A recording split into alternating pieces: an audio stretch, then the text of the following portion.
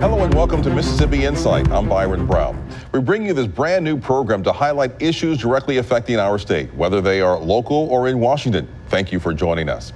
We aren't short of political issues in Mississippi. One of the premier controversial abortion laws in the country, flooding affecting more than 500,000 acres of land in the Delta. Plus, we're less than 2 months away from primaries in state elections. Joining me now in the studio, he spent 10 years in Washington serving the state of Mississippi. We welcome former Congressman Greg Harper. Thank you for joining us. Oh, my pleasure, Byron. It's great to be here with you, and there is a lot to talk about. A lot to talk about. Let's start out with the state politics in Mississippi. Is the state divided when it comes to politics here in Mississippi? Well, there's always going to be the party divisions, and sometimes even within the parties you can have a division as well, and that's nothing new. It's always been there. It's just a question of how you handle those divisions, and never forgetting the most important thing is to promote our state of Mississippi, and not, I'm not one that did the negative campaigning, and so we prefer that approach. What about within the Republican Party? We've had a couple of debates within the Republican Party. One was just on Friday. Is the party divided? I would say no. I think the party, at the end of the day, once you go through even a competitive primary, which is what we've seen in a lot of cases, is at the end of the day, the Republicans come together and they'll vote together. There's a lot of talk about the abortion law that's out there now, the 6 weeks. It's being challenged in the court. Where do we stand on that, and what do you think is going to happen with the abortion law? Well, there are always going to be legal challenges. Obviously, ultimately, the United States Supreme Court will have a say on the 1973 decision in Roe v. Wade. But, what we see in the abortion sector, and that issue is all over the country. The country is divided along whether it's red state, blue state, how their state legislators are controlled.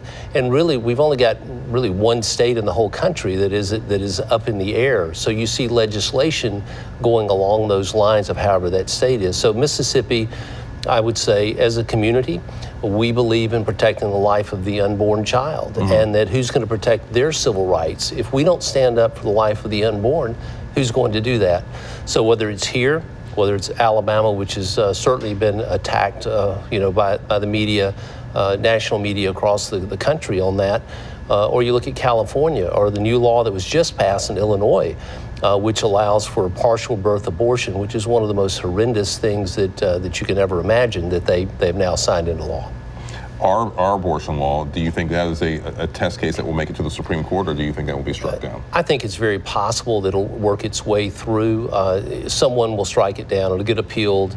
Ultimately, though, I think it could be upheld. And when that happens, you'll have to see how that shakes out. But the U.S. Supreme Court, as you know, has changed some over the years. Now that Kennedy had retired, Kavanaugh, stepping in, it's probably a 5-4 court now, probably more on the conservative side. So I think you could see that upheld. When we talk about the state races, or what are the issues that you think are going to decide the state elections here in Mississippi? Well, almost always it's about money, isn't it? What are we going to do? There's certain things that we need to do. What do we do about Medicaid? How do we handle the state budget? Education funding is always, there's always a desire for more money on these things. Roads and bridges are going to be, I think, something that'll be discussed quite heavily on how do you do those? Do you do a tax increase? Do you do something else? Do you just continue to ignore it? And there's some people that really want to come up with a solution for it. Some different opinions on that approach sometimes, as you know. But at the end of the day, we've got to be able to come together, whether it's Republicans and Democrats. We have to sometimes work across the aisle, and no one was better at that than the late Thad Cochran, our dear senator, who knew how to work and get some great things done because he was willing to work. So have your discussions, debate your issues, but at the end of the day, you've got to come back together to do what's right for the state of Mississippi. You support Lieutenant Governor Tate Reeves, but you have two other candidates in that race. Yes. Supreme Court Justice Waller and also Foster.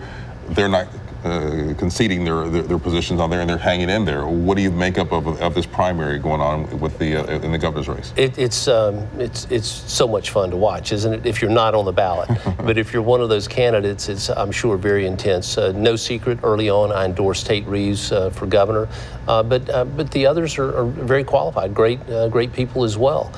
So I think it'll be an interesting next less than 2 months for the primaries, and then into the general in November. And Mississippi is going to be a state that I think will be watched, very, very closely. That's going to be an interesting time. So, it will be. Yeah, and not only that, but all the other races down ballot, it seems like they're fairly interesting as well.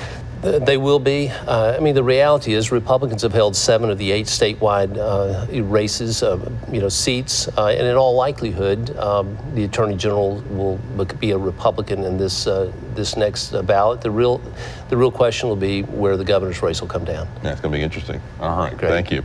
And we will have much more with Congressman Greg Harper with his insight into the current climate in Washington when we come back.